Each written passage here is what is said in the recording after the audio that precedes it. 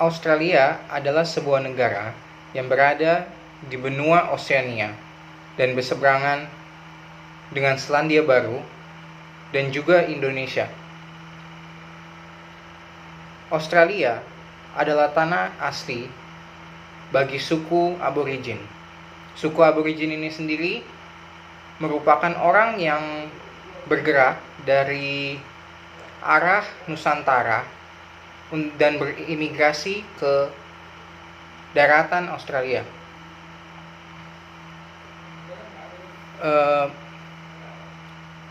Sebagian besar penduduk suku aborigin ini mempertahankan hidup mereka dengan memburu, dan juga mereka juga mempunyai sebuah tradisi lisan dan juga sangat agamawis,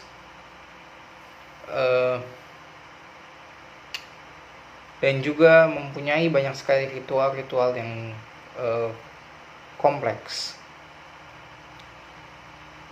Australia pertama didarati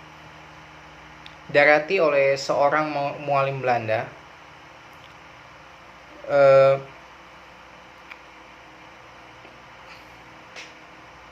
bernama Willem Jansson. Dia mendarat di semenanjung Tanjung York, dan walaupun tidak diketahui tanggalnya, dia mendarat pada awal tahun 1606. Dia mengklaim daratan yang tempat dia mendarat itu sebagai Belanda Baru pada sekitar abad ke-17, tapi dia tidak mengupayakan pendudukan lanjut. Orang Eropa kedua yang mendarat di Australia adalah William Dampier, seorang penjelajah Inggris yang mendarat di pantai laut barat Australia pada 1688. Dan dia juga melakukannya lagi pada 1699. Pada 1770, James Cook, seorang kapten dari Angkatan Laut Inggris, berlayar dan membuat peta di sepanjang pantai timur Australia, yang kemudian ia namai sebagai New South Wales, dan dia mengakui itu sebagai daratan milik Inggris. Dan temuan Cook ini menyiapkan jalan untuk melaksanakan sebuah koloni mahkota yang baru. Koloni ini dibentuk pada 26 Januari 1788. Dan orang pemerintahan Inggris pertama yang mendarat di situ adalah Kapten Arthur Phillip yang memimpin First Fleet, mendarat pada Port Jackson. Dan ekspedisi ini adalah sangat penting karena beberapa tahun sebelumnya Inggris kehilangan koloni di Amerika. Ke-13 koloni yang saat itu merdeka. Setelah dibentuknya koloni New South Wales, di daratan Australia, mereka membentuk koloni-koloni baru seperti Victoria pada 1851 dan Queensland pada 1859. Dan ini sebelum semua daratan itu disatukan menjadi sebuah satu negara, yaitu negara Australia. Sampai saat ini Australia masih berada di bawah mahkota Inggris dan masih mengikuti aturan-aturan Britania Raya. Letak benua Australia secara geografis. Pertama, benua Australia seluruhnya terletak di belahan bumi bagian barat dan bagian selatan. Letak geografis benua Australia dapat diapit oleh dua samudra, yakni Samudra Hindia dan Samudra Pasifik. Samudra Hindia ada di sebelah barat selatan, sedangkan Samudra Pasifik ada di sebelah baratnya. Benua Australia terletak di sebelah selatan negara Indonesia. Wilayah benua Australia tidak termasuk kawasan Oseania. Karena keduanya merupakan terminologi yang berbeda. Wilayah benua Australia mencapai dataran utama negara Australia serta Papua Nugini dan sebagian wilayah Indonesia. Yang kedua, kondisi geografis benua Australia. Benua Australia merupakan benua terkecil di dunia berdasarkan luas wilayahnya. Total area benua Australia adalah 8,6 juta kilometer persegi saja. Wilayah benua Australia terdiri dari dataran utama Australia, Pulau Tasmania, dan Pulau Papua yang terdiri dari negara Papua Nugini dan Indonesia bagian timur. Australia juga menjadi benua dengan populasi penduduk paling sedikit kedua setelah benua Antartika yang memang tidak dihuni secara tetap. Pada wilayah Pulau Papua atau Irian, masih banyak dijumpai penduduk yang tertinggal dan tinggal di daerah hutan atau suku-suku yang masih belum terjamah. Hal ini berbeda dengan dataran utama Australia yang sudah maju. Di bagian timur dataran utama Australia banyak ditemui pegunungan yang membentang. Di bagian barat banyak ditemui dataran tinggi dan beberapa gurun pasir. Selain itu banyak ditemui juga lembah yang dialiri aliran sungai baik dari bagian barat atau timur negara Australia. Yang ketiga, batas wilayah benua Australia. Benua Australia memiliki batas-batas di berbagai penjuru, utara, barat, timur, dan selatan. Batas Australia ini meliputi batas dataran benua Amerika dan batas laut benua Amerika. Yang pertama, batas wilayah benua Australia bagian utara yaitu benua Asia. Batas wilayah benua Australia bagian timur, Samudra Pasifik. Bagian selatan, Samudra Hindia. Dan bagian barat juga berbatasan dengan Samudra Hindia. Letak geografis benua Australia. Benua Australia merupakan salah satu nama benua yang terletak di bumi belahan timur dan selatan. Australia menjadi benua terkecil di dunia berdasarkan luas wilayahnya. Letak benua Australia sangat dekat dengan Indonesia.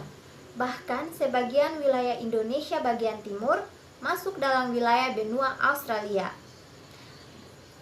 Benua Australia sering disamakan dengan kawasan Oceania.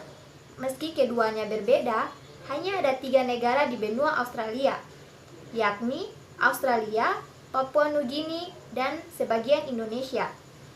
Sedangkan kawasan Oceania mencangkup wilayah yang lebih luas, termasuk negara-negara mikro dan kepulauan yang ada di Samudra Pasifik. Benua Australia pun tidak hanya terdiri dari dataran utama Australia saja, tapi juga mencangkup wilayah Pulau Papua atau Nugini. Letak astronomis benua Australia adalah 113 derajat bujur timur sampai 153 derajat bujur timur, dan antara 10 derajat lintang selatan sampai 43 derajat lintang selatan. Genesis Lahaba, NIM 140911021120. Saat ini saya akan mempresentasikan data statistik dari warga negara Australia. Angka kelahiran 309.142. Angka kematian 160.909. Imigran 526.272. Sedangkan agama ada agama Buddha 2,4%, agama Kristen 52,1%, agama Hindu 1,9%, agama Islam 2,6%, Yudaisme 0,4%, agama lain 0,9%, tanpa agama 29,9%. Perlu diketahui data yang kami himpun ini adalah berdasarkan dari website resmi pemerintah Australia, yaitu itt.abs.government.au per tahun 2018. Saya Feras Jonathan Enakoli dengan NIM 1509 11022052. Pada malam hari ini saya akan mempresentasikan data statistik akan populasi warga negara di Australia. Udah? Nah, Lanjut ya. lanjut. Pada tahun 2018 sendiri, total warga negara Australia yang telah terekam adalah 24.992.860. Nah, baiklah, saat ini saya akan menjelaskan mengenai kondisi ekonomi negara Australia. Negara Australia adalah salah satu ekonomi terkuat di dunia, dengan pertumbuhan ekonomi selama hampir 2 dawarsa secara berturut-turut dan pengangguran turun hingga ke tingkat terendah dalam satu generasi. Sebagai buah dari reformasi struktural dan kebijakan selama hampir 3 dawarsa, ekonomi menjadi berdaya tahan dan makin terintegrasi dengan pasar global. Kekuatan ekonomi Australia terlihat jelas dalam beberapa tahun terakhir atas kemampuannya untuk bertahan dari sejumlah kegiatan internal dan eksternal, termasuk kekeringan yang parah, pembangunan rumah yang meledak, dan krisis keuangan dan ekonomi Asia. Menurut Organisasi Kerjasama Ekonomi dan Pembangunan Standar Hidup Australia juga telah meningkat dan melampaui standar semua negara kelompok 8 kecuali negara Amerika Serikat. Yang pertama, kondisi ekonomi negara Australia, struktur ekonomi yang stabil. Sebagai buah penerapan reformasi struktural dan kebijakan yang terus-menerus sejak tahun 1970-an, Australia kini memiliki struktural dan kelembagaan dan peraturan yang sehat, stabil, dan modern yang memberikan kepastian kepada dunia usaha dan menawarkan tujuan investasi yang ramah.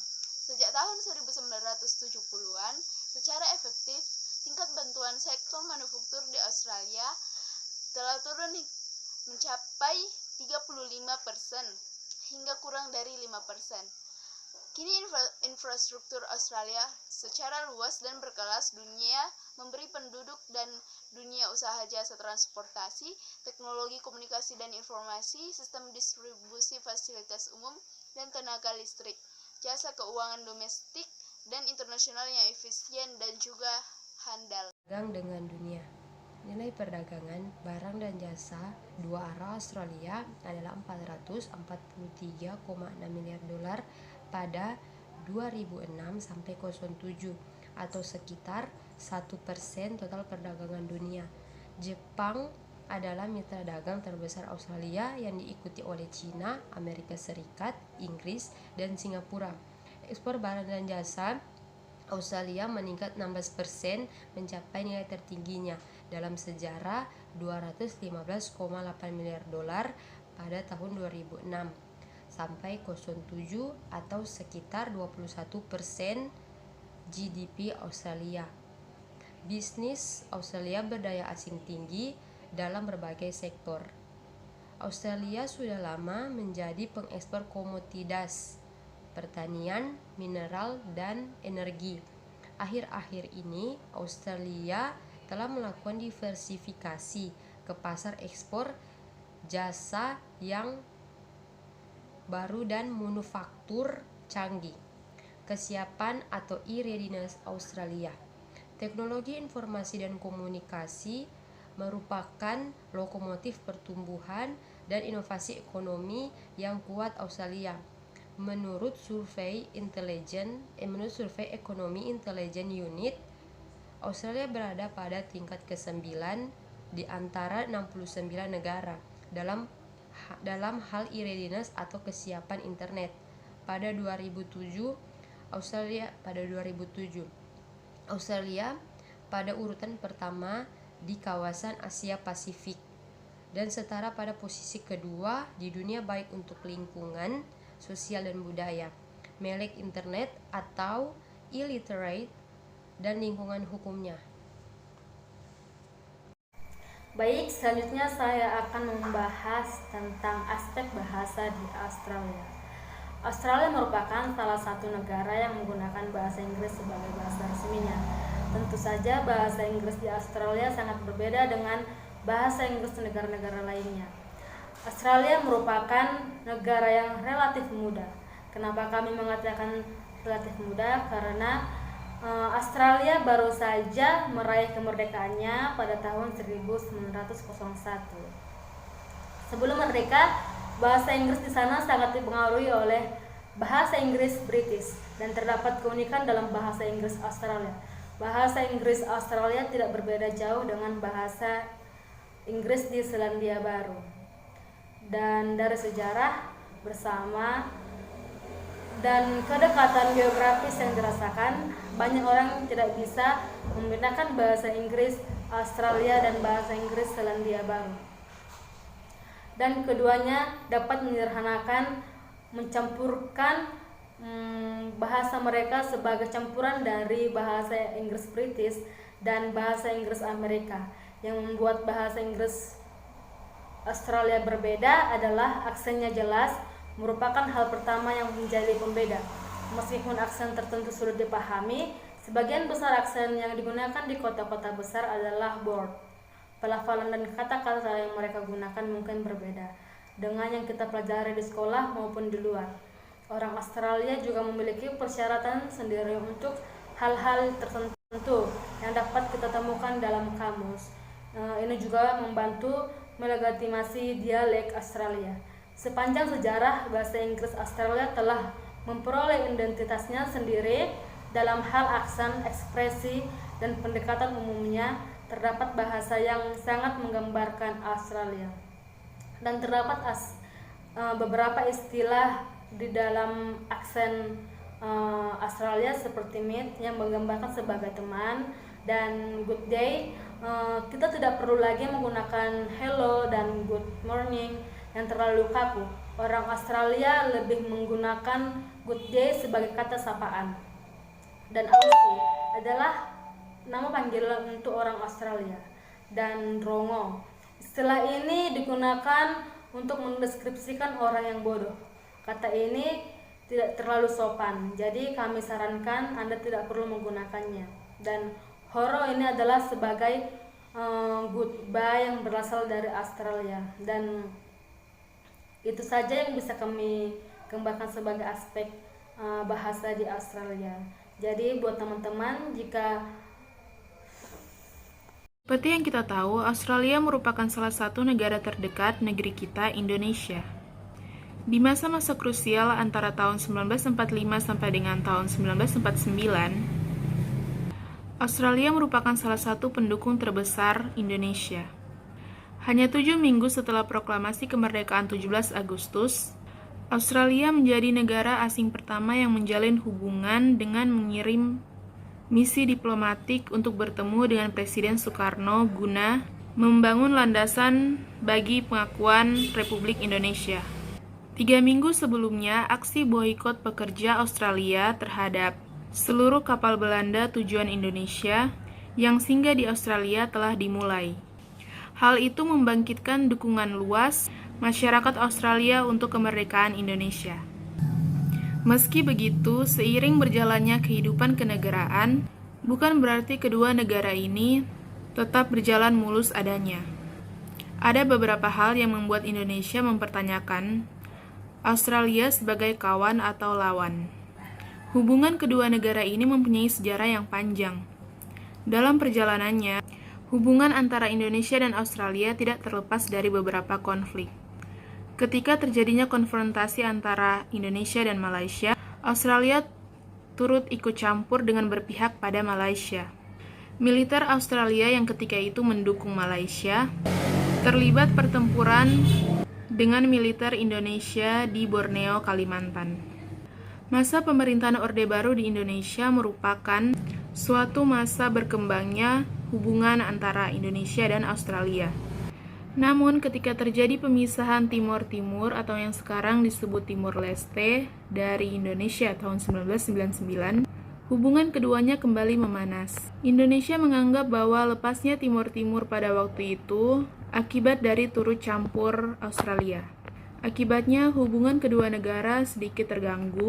Akibat juga dari sikap Kongres Australia yang membiarkan masuknya pelarian dari Organisasi Papua Merdeka atau OPM ke wilayah Australia. Selain itu, isu mengenai pencari suaka dan penyadapan yang dilakukan oleh intelijen Australia terhadap biro-biro hukum di Indonesia dan sikap abstain Australia terhadap isu tersebut membuat Indonesia mulai mempertanyakan hubungan antara kedua belah pihak.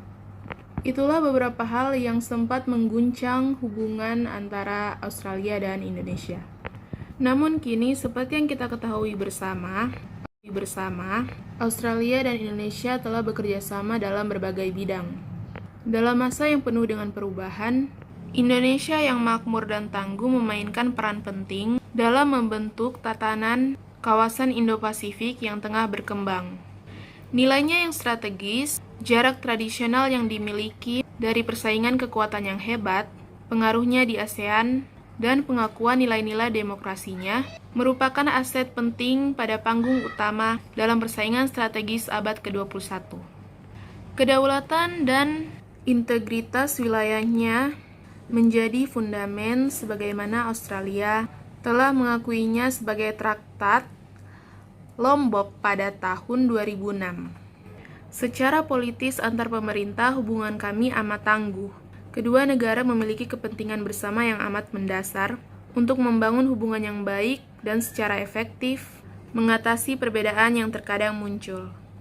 Indonesia dan Australia melakukan segala sesuatu yang selayaknya dilakukan tetangga dekat, yaitu memiliki sejumlah kerjasama di bidang ekonomi dan teknis yang terdekat di antara negara-negara lainnya di kawasan.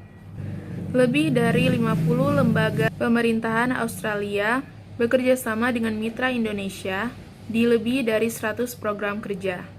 Universitas-universitas ternama Indonesia terus meningkatkan kerjasama termasuk di bidang penelitian, sebagaimana juga berbagai organisasi non-pemerintah dan masyarakat madani.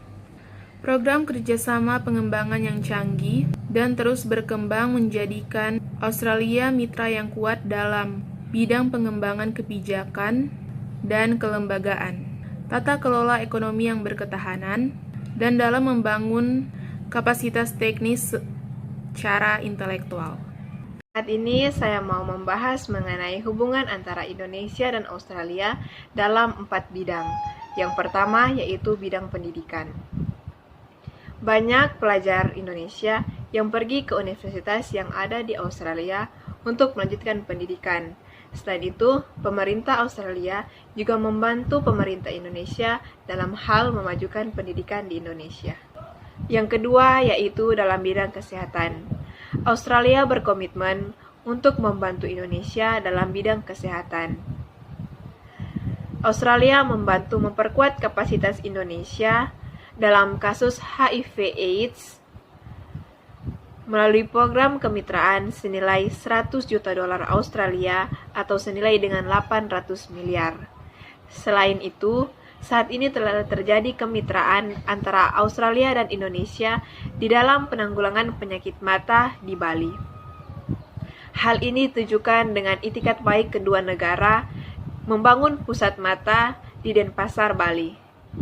Pusat mata itu sendiri telah dibangun pada tahun 2007, lebih tepatnya pada tanggal 27 Juli, dan telah diresmikan oleh kedua pemimpin negara. Dan yang ketiga yaitu bidang ekonomi. Perdagangan dan perniagaan antara Indonesia dan Australia semakin berkembang.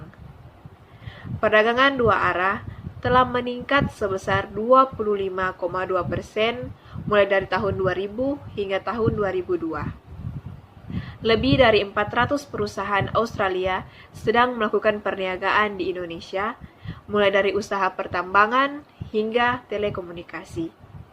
Perusahaan-perusahaan ini bekerja sebagai mitra dagang dengan perusahaan dari pemerintah Indonesia. Dan yang terakhir yaitu keempat, bidang pariwisata. Sejak awal 1970-an, Indonesia menjadi tujuan utama bagi orang Australia. Wisatawan Australia merupakan salah satu wisatawan yang paling penting di Indonesia. Bali merupakan tujuan yang paling utama atau yang paling dikenal di Australia. Saya akan bahas tentang fakta-fakta menarik negara Australia. Yang pertama, lumbung penelitian. Sebagai negara yang banyak meraih penghargaan Nobel, tentu saja banyak sekali peneliti dan hasil penelitian kelas dunia yang lahir di Australia. Hasil penelitian ini banyak digunakan oleh pihak yang membutuhkan di berbagai belahan dunia. Lebih dari 1 miliar orang bergantung pada penemuan penelitian negara Australia. Yang kedua, pagar dingo terpanjang. Dingo adalah anjing liar dari Australia. Karena jumlahnya yang sangat banyak di Australia, dingo ini dikhawatirkan oleh banyak masyarakat yang beternak domba di Australia. Pasalnya, dingo ini sering menyelinap ke kandang ternak dan memangsa domba-domba yang ada. Sebab alasan tersebut, pemerintah Australia membangun pagar untuk mengkarantina dingo agar tidak merugikan para peternak. Tidak tanggung-tanggung, pemerintah Australia membangun pagar ini sepanjang 5.000 km dalam kurun waktu selama 5 tahun. Yang ketiga, Flying Doctor. Flying Doctor adalah pelayanan kesehatan bagi masyarakat yang ada di Australia. Sama seperti negara lainnya, Australia memiliki penduduk yang berada di kawasan pelosok desa. Dengan adanya layanan ini, masyarakat di pelosok desa pun tak perlu khawatir soal berobat. Flying Doctor bukanlah dokter yang bisa terbang, melainkan layanan dokter yang akan datang ke berbagai pelosok desa menggunakan pesawat terbang lengkap dengan peralatan medisnya. Pelayanan publik yang telah menjadi layanan masyarakat ini telah menjadi ikon negara Australia, karena selain layanan ini gratis, juga merupakan layanan di bawah lembaga non-profit yang dijalankan dengan naungan Departemen Kesehatan Australia. Keempat, dijuluki sebagai negeri domba. Kain wol merupakan hasil dari bulu-bulu domba. Australia merupakan rumah bagi jutaan domba.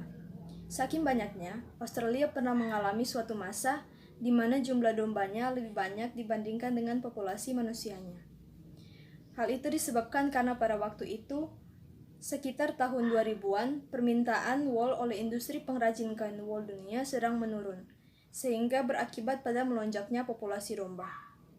Kelima, Rumah Opera Sydney. Ketika melihat bangunan ini, tentu saja hampir semua orang tahu bahwa ini adalah salah satu ikon yang paling terkenal di negara Australia.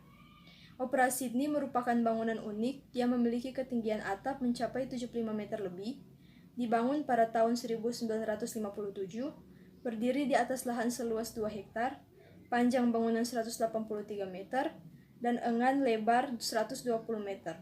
Bangunan yang dirancang oleh John Hudson ini, yang menarik adalah memiliki atap dengan berat fantastis, yaitu 161.000 ton. 6. Memiliki benua khusus 160.000 narapidana.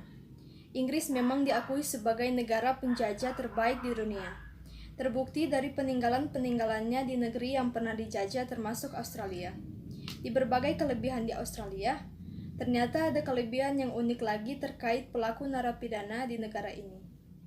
Hal ini memang karena angka kriminalitas di Australia yang cukup tinggi, sehingga pemerintah menyiapkan wadah bagi narapidananya di tempat khusus dan di pulau khusus juga, guna menjaga keamanan warga negaranya. Budaya yang paling menonjol dari negara Australia yaitu suku Aborigin, Bumerang, Tari TV, Didgeridoo, Sunday Rose, Yabun Festival, seni rupa Australia, musik tradisional Australia, Jungle Festival, Laura Aboriginal Dance Festival. Yang pertama yaitu suku Aborigin. Suku Aborigin adalah suku asli Australia yang telah menempati benua tersebut dan pulau di sekitarnya sejak 70.000 tahun yang lalu. Suku ini berbicara lebih dari 250 bahasa dan dialek yang berbeda-beda. Kedua, bumerang. Bumerang merupakan senjata tradisional khusus Aborigin Australia yang telah ditemukan sejak puluhan tahun yang lalu. Senjata ini merupakan senjata lempar yang biasa digunakan untuk berburu. Ketiga, tari tiwi. Tari tiwi adalah tarian tradisional suku Aborigin. Tarian ini dipertunjukkan dengan gerakan yang kuat, di mana setiap pergantian gerakan harus dilakukan dengan tepat sesuai dengan pukul harus. Keempat, Didgeridoo. Didgeridoo adalah alat musik tradisional yang telah berusia ribuan tahun. Alat musik ini memiliki bentuk yang panjang dan agak mengecut. Didgeridoo memiliki bunyi khas, tergantung kemahiran peniupnya. kelima, Sunday roast. Australia memiliki makanan tradisional yang sama dengan bahasa Inggris, yaitu Sunday roast. Sunday roast merupakan sebuah hidangan yang biasa disajikan pada hari Minggu. Terdiri dari daging panggang, kentang, dan dihidangkan bersama dengan sayuran atau kunyit. Oke, yang keenam, Yabun Festival. Yabun adalah festival pribumi terbesar di Australia. Festival yang berlangsung pada satu hari ini mampu menarik 10.000 sampai 15.000 orang penonton pada hari Australia. Festival ini merupakan salah satu ajang musik pribumi terpenting di negeri kanguru ini. Yang ketujuh, seni rupa Australia. Seni rupa Australia dianggap bermula dengan lukisan gua dan lukisan kayu penduduk aslinya. Tradisi penduduk asli Australia diwariskan secara lisan melalui upacara dan juga dengan menyampaikan kisah-kisah zaman impian. Yang kedelapan, musik tradisional Australia. Musik tradisional Australia dihasilkan oleh suku aborigin dan kolonial Inggris. Musik Australia disebut juga sebagai musik aborigin dan merupakan bagian internal dari perayaan sosial, budaya, dan upacara yang telah ada sejak 60.000 tahun yang lalu. Yang kesembilan, June Festival. June Festival adalah festival 4 hari yang diadakan di Voyages Resort pada bulan April. Festival ini merayakan semua kebudayaan pribumi, mulai dari budaya, fashion, olahraga, musik, seni, dan hingga makanan. Yang ke-10, Laura Aboriginal Dance Festival. Setiap 2 tahun sekali pada bulan Juni, ratusan penari dan ribuan pengunjung memenuhi kota kecil Laura di Cape York Peninsula untuk merayakan Laura Aboriginal Dance Festival. Masyarakat Aborigin dan dari seluruh Cape York Peninsula merayakan berbagai budaya seperti tarian, lagu, seni, dan pertunjukan.